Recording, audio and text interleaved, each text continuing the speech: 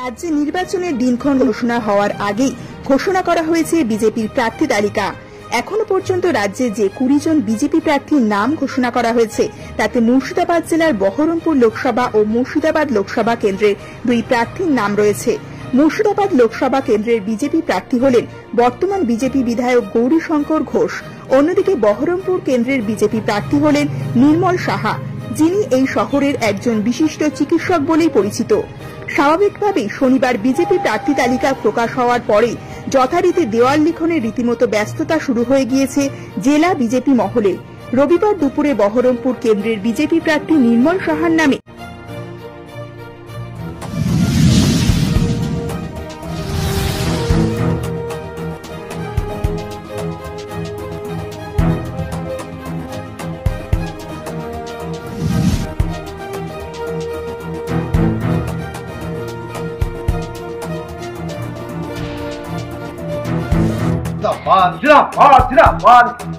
আগামী লোকসভা নির্বাচনে বহরমপুর কেন্দ্রের রুনারায়লাকে ভোট দিন, ভোট দিন, ভোট দিন। লোকসভা কেন্দ্রে রুনারায়লাকে ভোট দিন, ভোট দিন, ভোট দিন।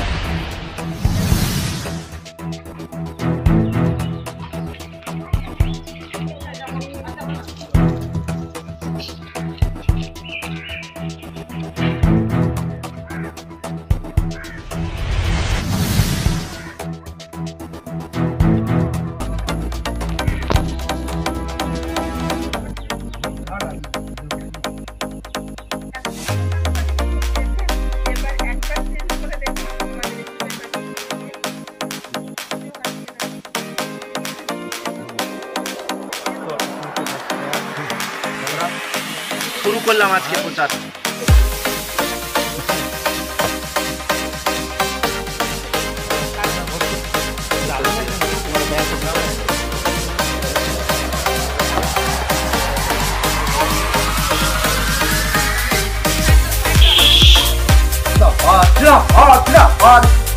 আগামী লোকসভা নির্বাচনে বহরমপুর কেন্দ্রের রুনারায়লাকে ভোট।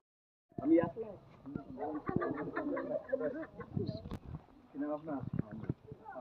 বাড়ি বহরমপুর কেন্দ্রের প্রার্থী রুনা লাইলা। হ্যাঁ, এটা আমাদের পার্টি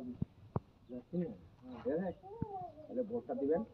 সম্ভবত চিহ্ন আমরা দাঁড়ানোর পর আমরা তো মানে রেকগনাইজ পার্টি মেনস্ট্রিম পার্টি আছে। ভালো আছেন?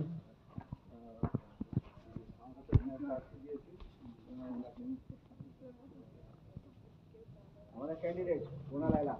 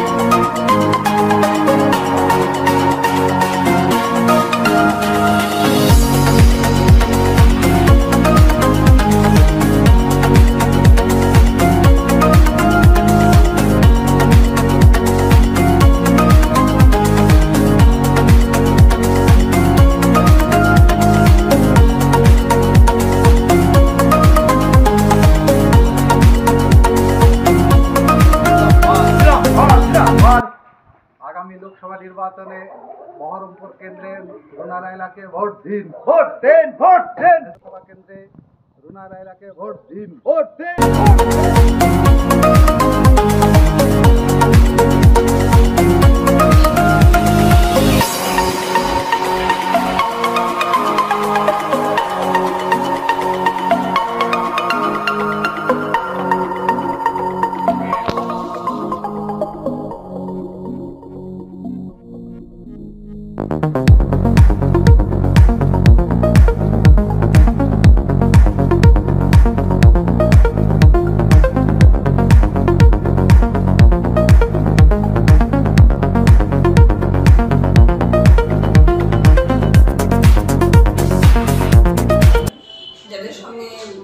দেখা করেছি, বলেছে সবাই হাসি মুখেই যে দেবো এবার ভোটটা। কোথায় কোথায় ভোট প্রচার হলো? বহরমপুর থেকে, এখান থেকেই শুরু করলাম আজকে। আমাদের এই পার্টি অফিস থেকে এখানে আমাদের একটা প্রোগ্রাম ছিল, শুধুমাত্র মেয়েদেরকে নিয়ে প্রোগ্রাম শেষে সেই মেয়েদেরকে নিয়ে বেরিয়েছিলাম।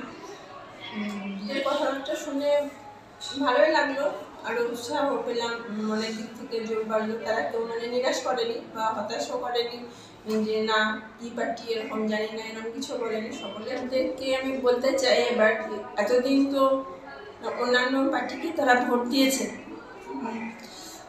পার্টির হয়ে কাজও করেছে। তা এবার যদি তারা আমাকে ভোট দেয় এবং আমি যদি সাংসদ নির্বাচিত হই, এমপি নির্বাচিত হই, তাহলে আমি এলাকার উন্নয়ন করতে চাই। সমাজটা অন্যান্য পার্টির দ্বারা দেখছি কলুষিত হয়ে গেছে এবং দুর্নীতি যুক্ত হয়ে পড়েছে। সেই দুর্নীতি থেকে মানুষকে বা সমাজকে মুক্ত করতে চাইছি। অনেকেই দেখছে টিভি বা সোশ্যাল মিডিয়ায় প্রচার হচ্ছে যে টিএমসি নেতারাই হোক, অন্য পার্টির নেতারাই হোক, তারা কৃষি খামন বলুন, ও কয়লা কেলেঙ্কারি, যে কোনো জিনিসে ওরা দুর্নীতিগ্রস্ত এবং ইডি দ্বারা তারা কি তদন্তের শিকার হচ্ছে এবং জেলে বন্দী আছে। তো সমাজ থেকে আমি চাইছি যে সমাজটা এর থেকে মুক্ত হোক, সুন্দর একটা সুস্থ সমাজ গড়ে উঠুক। আমরা দেখেছি এর আগেও বিজেপি সরকার যখন নোটবন্দি করেছিল, তখন 2000 টাকার নোট যখন চালু হয়, বিজেপিদের ঘরে 2000 টাকার নোট রিলিজ হওয়ার আগে তাদের ঘরে নোটে ভর্তি হয়েছিল। তো সেই দুর্নীতি যেন সমাজে না থাকে, তার থেকে মানুষ মুক্ত হোক। সমাজকে আমি ভালো পরিষেবা দিতে চাইছি, যে পরিষেবা দিতে অন্যান্য পার্টিগুলো ব্যর্থ হয়েছে।